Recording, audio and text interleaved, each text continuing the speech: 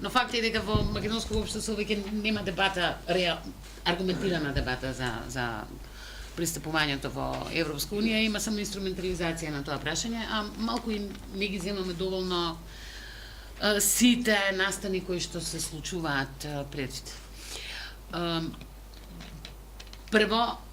ние сите партии велат сме за ЕУ и за НАТО, ВМРО прва вели ние сме за ЕУ и за НАТО, но кога ќе видите пораките што ги праќаат нивните истомисленици, тие се сосема поинакви. Кога ќе видите што се случува underground, што викам по социјални мрежи и така натаму, ќе видите дека подржувачите на ВМРО ДПМН практично се подржувачи на други опции и тоа е тоа веќе не е ни политика, туку е само една декларативна припадност кон идејата за ЕУ и НАТО.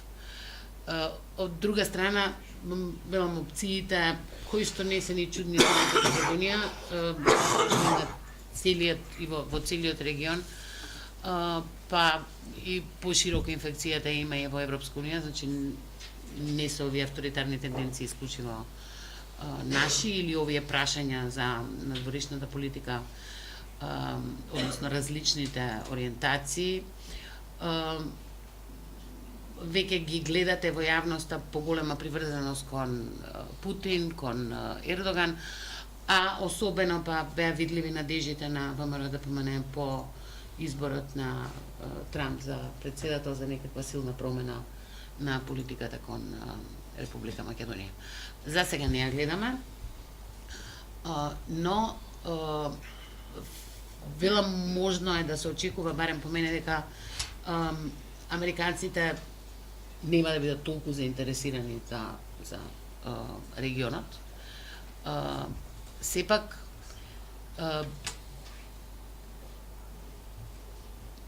мислам дека и тој фактор, значи не само Европска унија, туку и факторот на изборот на Трамп во Америка, кој што пак влијае врз ослабувањето на евроатланскиот сојуз и како што проценуваат некои од аналитичарите по големото засилено влијание на Русија во Европа, беше една од надежите на се уште владеачката партија и моментално партијата која што има мандатот за формирање влада ВМРО ДПМН. Оно што сакам да кажам е дека се сменети условите и ние не можеме сега да разговараме дали сме за НАТО и ЕУ како што сме разговарале на начин пред 10 и 15 години, веќе ситуацијата таму е многу променета. Не можеме да ветуваме брз пристап во Европска унија, можеби можеме во НАТО, но во Европска унија секако тоа не би било случај и мислам дека на јавноста треба да се презентира која е реалната слика. Факт е дека и покрај тоа што на преден план се става во пристапувањето вака декларативно владењето на правото, основите прво, реално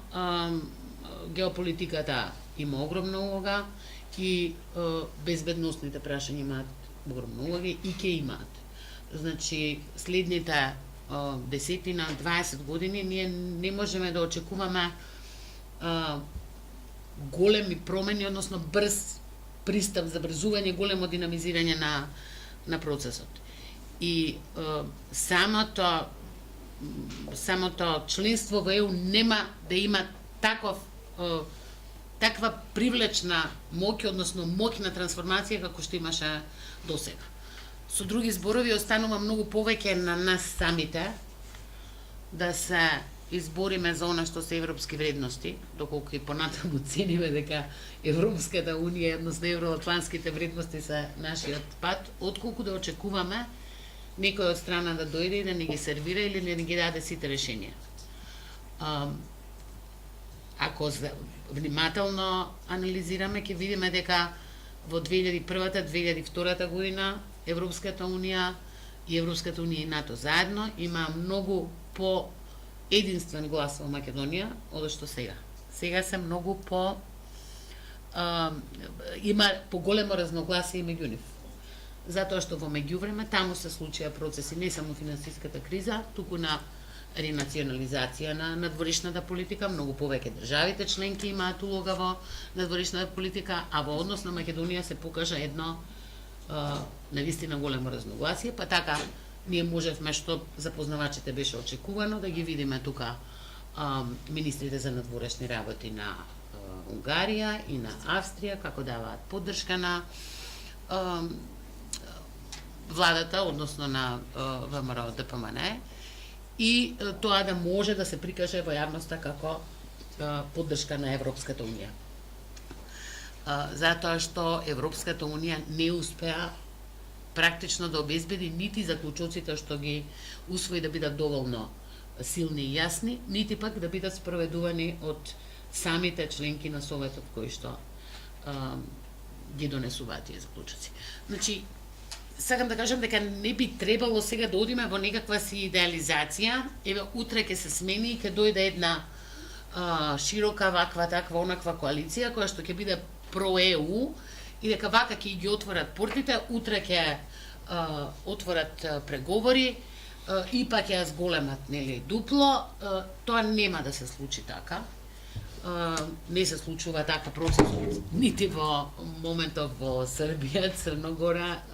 нити Албанија која што ја чека за преговори, па треба да помине еден комплициран процес на одобрување, односно реизбор на судиите, например, додека да почне на преговори. И мислам дека можеби повеќе треба да се насочиме наместо анализа на од дневни месечни настани кон тоа која е таа агенда која што една вистински реформска влада, еве да не ја наричаме дури ни про-ЕУ или про-НАТО, би требала да ја постави во Република Македонија. Мислам дека тука не можеме да да видиме доволно јасност за приоритетите и доволно широка општествена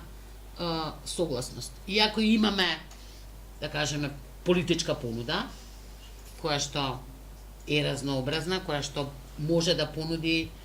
но мислам дека во овој период што престои,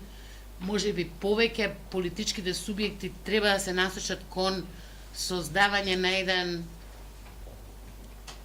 општествен договор за тоа што е приоритет и која е таа визија за Македонија,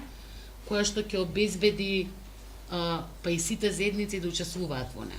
Затоа што ние од периодот по, се пак се враќам на мегистичкото прашање, од периодот по 2001-2002 година, кога имаше барем, ако не најшироки, меѓутоа имаше и во невладиниот сектор, имаше доста и проекти, и разговори околу тоа како да се имплементира Охридскиот рамковен договор, па која е заедничката визија, имаше, да не зборуваме и за потесни кругови на политичките субјекти, многу диалог за тоа која е таа заедничка визија кон која што треба да се оди, тоа потоа престана. И ние немаме досега таков отворен